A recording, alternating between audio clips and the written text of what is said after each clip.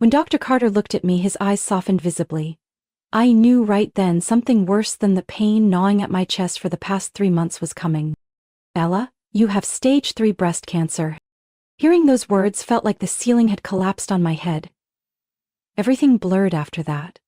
The low hum of the AC, the harsh light of the exam room, and his voice, still explaining treatment plans, chemotherapy, survival rates. I didn't ask questions. I didn't cry. I just nodded as if I still had control over something, even though I was free-falling inside. I was 27, a freelance graphic designer living with my boyfriend Jason, in a small apartment in Seattle.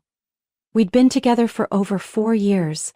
We'd weathered the hardest days starting our careers, dreamed of building our own studio. He was the first person I called after leaving the clinic. His voice cracked when I told him the news, but he said one sentence: "I'll be here, no matter what." And I believed him. 3 weeks later, I was sitting on the bathroom floor, clutching the toilet like it was the only thing holding me together. The second round of chemo had wrecked my body. I'd never known exhaustion could make you feel so foreign in your own skin. My hands were trembling, teeth chattering, stomach revolting without mercy. I heard footsteps down the hall. Jason. I thought he was bringing me a cold towel, or at the very least, that he'd sit next to me like last time. But when the door opened, his voice sounded so unfamiliar I needed a moment to recognize it. I can't do this anymore." Before I could lift my head, he continued, each word clear, firm. "I thought I could handle it, but I can't. All of this, it's too much for me." I gripped the rim of the toilet, trying to stay calm. "This meaning what, that I'm going through cancer treatment?" He didn't answer. He looked at me like I was a burden he had accidentally picked up and now regretted carrying. Then he spoke again, as casually as canceling a gym subscription. "I called your sister. Emily is coming from Oregon tonight. She'll take care of you instead of me." I looked up. My eyes were red, tears and sweat running down my cheeks. "You talked to my sister before saying goodbye to me?" Jason turned away. I could see the cowardice in the way he avoided my eyes. I didn't know how to say it. I let out a laugh, harsh and dry, like metal hitting stone. "Well, congratulations, you found a way." He placed the house key on the kitchen counter. The clink of metal against marble was colder than the first winter night we ever shared under the same roof. "I'll have someone pick up the rest of my stuff later. I just need space to think." I had no energy left to be angry. Chemo had taken it all. My hair, my strength, my clarity, and now, even my ability to fight back. I just whispered, "Oh then." He paused in the doorway. I knew he was waiting for me to beg him to stay, but I had nothing left to hold anyone back. When the door finally closed, I dragged my body to the bed. The bed that used to feel safe now smelled like antiseptic and emptiness. I cried, not because of him, but because of myself. A woman slowly fading, both physically and emotionally. 3 days after Jason left the apartment, I saw him pop up on social media, smiling, arm around a woman in a red dress, sitting next to a glass of wine on a familiar rooftop bar. I had to reread the username to believe it. Lindsay_Parker. Jason's former coworker at the investment firm, the one who used to smile politely at me during office parties and ask about my mom's health with fake concern. I stared at that photo until my phone screen dimmed on its own. The timestamp was from the night he left my home, not 3 weeks later, not even a month. That same night, while I was still clinging to the pillow he left behind, waiting for a text or a decent explanation. Not a hint of shame. I couldn't tell what hurt more, the disease eating away at my body, or the realization that the person I trusted most had tossed me aside like expired milk. That evening, Emily, my sister, arrived. She stepped into the apartment with a bag of warm food, eyes full of both anger and worry. "Have you eaten anything? I brought chicken soup and some toasted bread." I shook my head. She set the bag down, sat beside me and asked gently, "Jason called me, a few days ago. Said you needed someone to take care of you." My voice came out rough. He didn't want to stay anymore. Emily didn't respond right away. After a long moment, she squeezed my hand. "I know about Lindsay." I turned to her, surprised. "You do? A friend of mine works in the same building, saw them having lunch together since March. I exhaled, chest heavy. March? Almost 6 months before my diagnosis. The chill running down my spine didn't come from chemo. It came from knowing I'd been betrayed long before I realized I was in love. Alone. Emily looked at me, hesitant. Are you sure they started after you got sick? I didn't answer. Deep down, the answer was already painfully clear. 2 days later, while I was resting, the doorbell rang. It was Judith, Jason's mother. I hadn't expected her to come. I'd always had a soft spot for her.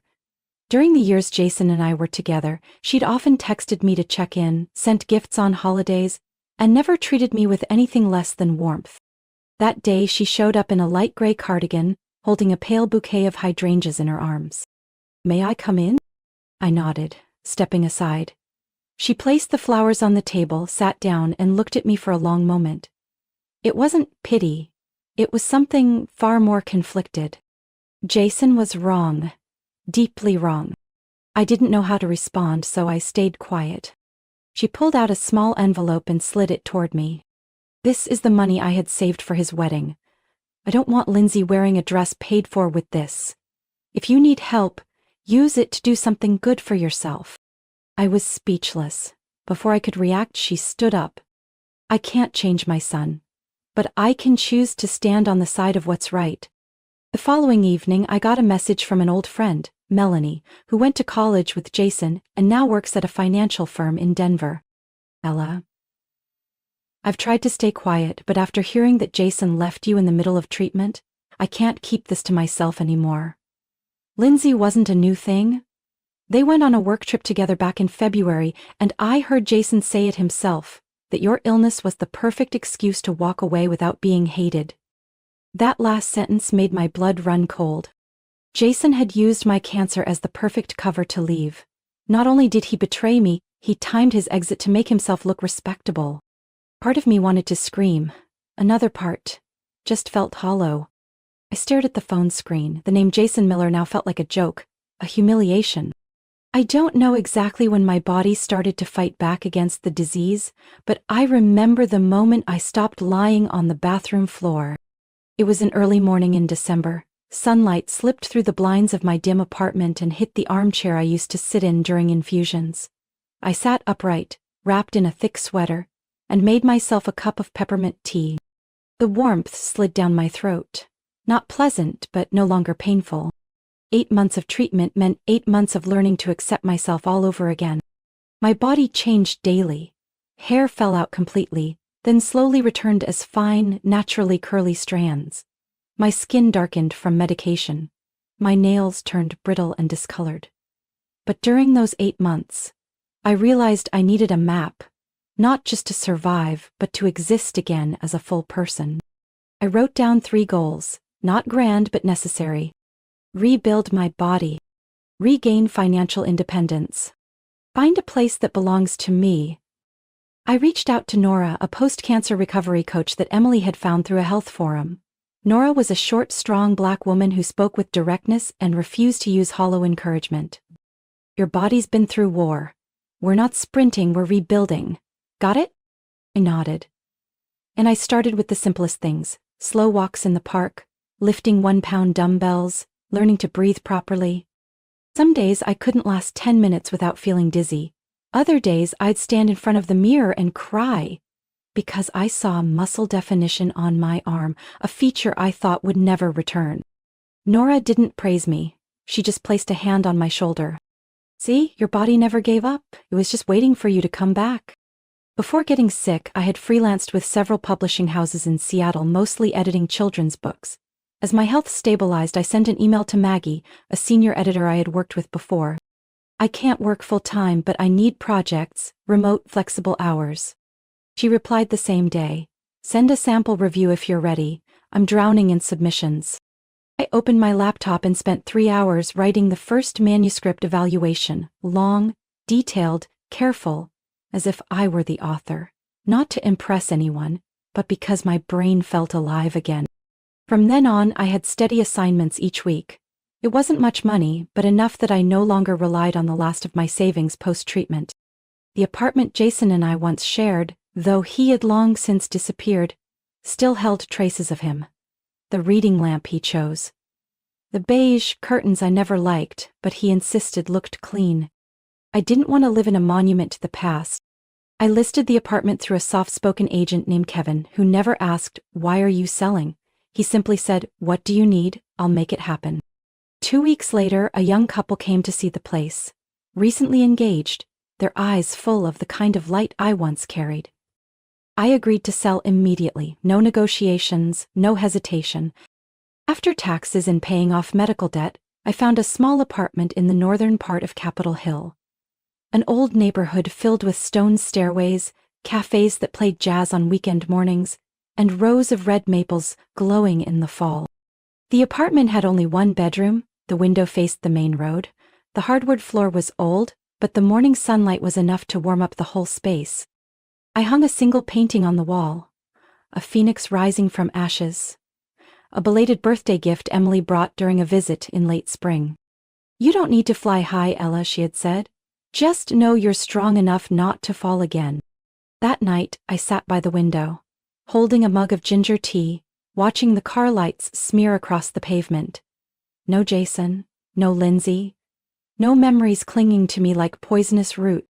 I hadn't reached out to him right away. I hesitated for nearly 3 weeks after moving to Capitol Hill, but his name kept circling in my mind like a door latch not quite locked. Daniel Hart. Daniel had been Jason's college friend. Same sophomore finance class, same running club, same internship at their first company. But at some point during senior year they'd cut ties. Jason simply said, "He's not trustworthy anymore." I never asked further. Until I randomly saw Daniel's name pop up under a public post about Lindsay on social media. A glamorous shot from a vacation in Mexico where she flaunted "the most alive year of my life." In the photo, Jason stood behind her, hand on her shoulder, wearing that unmistakable smile. Smug, arrogant, utterly heartless. I sent Daniel a short message. I didn't expect much. "Daniel, this is Ella, Jason's ex. I know you were close once. There are some things only you can help me understand." He replied in less than 2 hours. "I remember you, and honestly, I've been hoping you'd reach out." We met at a small cafe near our old college campus, the same place I used to wait for Jason after class. Daniel arrived on time, wearing a gray button-down, hair neatly cut, his face serious like he'd been waiting for this conversation for years. "Jason lied about a lot, Ella," he said, "but what he did to you, I didn't realize it was that bad." I looked him straight in the eye. "I didn't come for sympathy. I want the truth. Why did you cut ties with him?" Daniel took a deep breath and set his coffee cup down. "Last February, Jason used my name to initial a financial report. I only found out when audit called to confirm something directly. When I confronted him, he just shrugged and said, 'It's just paperwork, no one pays attention.'" "You mean forgery?" "You got it. And it wasn't a one-time thing. I looked back and found at least 4 other incidents. I filed an internal report. And Jason, just like you might guess, flipped the narrative, made me out to be some jealous loser." "Do you have proof?" Daniel nodded. "I kept scans of the edited files, and a few others suspect something too, but they're afraid to speak up."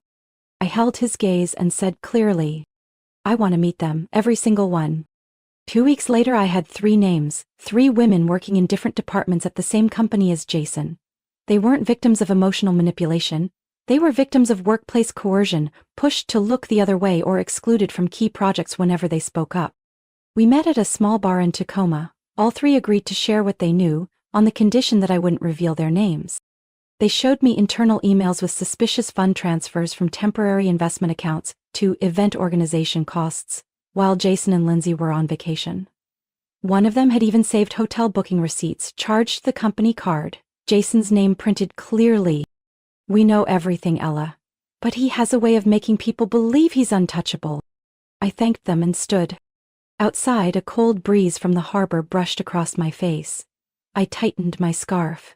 In my hands now wasn't just frustration. It was truth. Confirmed, documented, and witnessed. Back home, I opened my laptop. For a brief moment I hesitated. Was I taking things too far? But then I remembered the look in Jason's eyes when he walked out. Cold and final. I remembered what his friend said. He thinks your illness gave him the perfect out while keeping his image intact. I opened the file folder, saved everything onto a new USB drive and labeled it Reckoning. Then I opened the drawer and pulled out a wooden box. Inside was a silver phoenix pendant. Emily's gift the day I finished my last round of chemotherapy. I clasped it around my neck and looked in the mirror. I wasn't the woman waiting to be pitied anymore. I received the wedding invitation on a March afternoon. It wasn't addressed directly to me but forwarded by Hannah, a college friend. The subject line read, Jason and Lindsay love story begins here. I clicked it open, expecting nothing. But the first line froze my blood. You are cordially invited to celebrate the wedding of Jason Miller and Lindsay Parker at the Astoria Edge Hotel, Lakeview, where our love story began under the first sunset. Astoria Edge. The same venue Jason had once booked for our wedding. I remembered every detail. I had picked the tablecloths, the chairs, even the acoustic band. I kept the invoice for 3 months, thinking I might want to change the flower arrangement one day. Turns out, that invoice could still be useful, but for a very different reason. I sat in silence for a long time, then I picked up the phone and called Emily. She answered before the first ring ended. You saw it? They can invite anyone they want, just not me, I said softly. But they forgot one thing, nothing stays hidden on the internet. Ella, what are you going to do? I tightened my grip on the phoenix pendant. I need exactly 6 weeks, and a dress. I met with Callie Tran, a Vietnamese-American designer known for making gowns for cancer survivors. Her designs didn't hide scars, they turned them into the heart of the dress. Callie listened to my story, her expression calm like someone who had seen more pain than most. What kind of dress do you want? One that speaks for me. I'm not going to give a speech, I'm not going to cry or scream, I just want to walk in and let them figure it out. Callie nodded. She started sketching immediately. An emerald green gown with a low back, a fitted waist. Not tight, just enough to highlight the new shape of my body. Not flawless, but powerful. The color of rebirth, she said. Spring after the longest winter. I stared at the sketch. It was a soft suit of armor for my resurrection. After approving the design, I booked a room at Astoria Edge, 1 floor above the wedding hall. I needed to be in the heart of it. I asked Emily for help, hire a makeup artist, secure the perfect earrings, prep a small clutch just big enough for the USB containing all the evidence. Transaction records, timelines, and 3 witness testimonies. Everything arranged like an elegant indictment. A week before the wedding, I called Daniel. I'm doing this, are you sure you want to stand beside me? His voice was quiet but firm. Ella, I stayed silent while Jason hurt others, not this time. I didn't say thank you, we knew each other better than that. The night before the wedding, I stood in front of the mirror in my hotel room. My hair had grown to chin length, curling softly at the ends. The first time, I could touch my head without fearing pain. I wore the phoenix necklace, clipped on a pair of small quartz earrings, my mother's gift from Arizona before she passed. On my left wrist I tied a green ribbon. No one else would understand its meaning, only me. I looked at myself one last time. I was no longer the woman left alone in a bathroom, with a rotting body and a shattered heart. The Astoria Edge Hotel glittered that night like a gemstone by Lakeview. I stepped out of the elevator on the 3rd floor, pausing briefly in front of the grand wooden doors, leading to the ballroom. Music drifted from inside. Soft violin strings, the clink of glasses, and laughter I once believed would be mine. I walked in. The heels of my shoes struck the marble floor, each step echoing steadily. No one said a word, but I could feel every turned head, every glance that landed, lingered, and slowly widened. No one recognized me right away. My hair was short now, my skin healthy, my shoulders straighter than ever. I was no longer the frail woman on a hospital bed they had heard Jason mention with carefully rehearsed pity. Across the room I saw Jason. His perfectly tailored tux couldn't hide the panic in his eyes the moment he recognized me. He froze. Next to him, Lindsay was smiling at an older guest, but within seconds she turned too. Her smile froze. I walked straight to the center of the grand hall. The crowd parted like an invisible door swinging open before me. Jason Miller. My voice wasn't loud, but it carried. Enough to silence the entire room. I think you forgot to invite someone. He stepped toward me trying to appear calm. His eyes darted around, toward the business partners, clients, and board members of his company all gathered for this polished affair. Ella, this isn't the place. Not the place? I cut in. Then where would be the place for me to ask why you walked out of our apartment without looking back, 3 days after my second round of chemo? The air turned glacial. Lindsay instinctively reached for Jason, but I pulled a small USB from my coat pocket and raised it to eye level. Or why you used your company card to book hotel rooms for trips with her while I was fighting through morphine doses? A wave of murmurs rippled through the room like wind over water. Jason stepped closer, his voice lowered. You're blowing this out of proportion. I gave a thin smile. No, I'm setting the record straight. You embezzled over $100,000 from temporary investment accounts over the past year. The proof is here, along with statements from 3 of your direct reports. A silver-haired man standing nearby, Bernard, a board member at Jason's company, stepped forward. Is this serious? I didn't answer him. Instead, I turned. Daniel? The large rear doors swung open. Daniel Hart entered, dressed in a sharp charcoal suit, looking like he had just stepped out of a courtroom. In his hand was a leather briefcase. Sorry for the delay, he said, turning to Bernard. I represent the whistleblower. This is the preliminary case file. You're welcome to verify everything. Jason's face drained of color. Lindsay stepped back, whispering something I didn't bother to interpret. I turned to him one last time. You thought I'd die, or be too weak to do anything, but no, Jason. I lived. I remembered, and I documented every step you took, so today, there's nothing left for you to deny. Jason stammered. You're ruining my life. No. I'm restoring balance. You ruined your own life. I walked out of the ballroom in utter silence. No one stopped me. No one dared speak. Behind me, I could sense the phones rising. The people who once smiled at Jason now whispered behind his back. I didn't turn around. In the hallway, Emily was waiting with a coat and the pair of flats I had asked her to bring. I stepped down the front steps on my own 2 feet. Not a victim.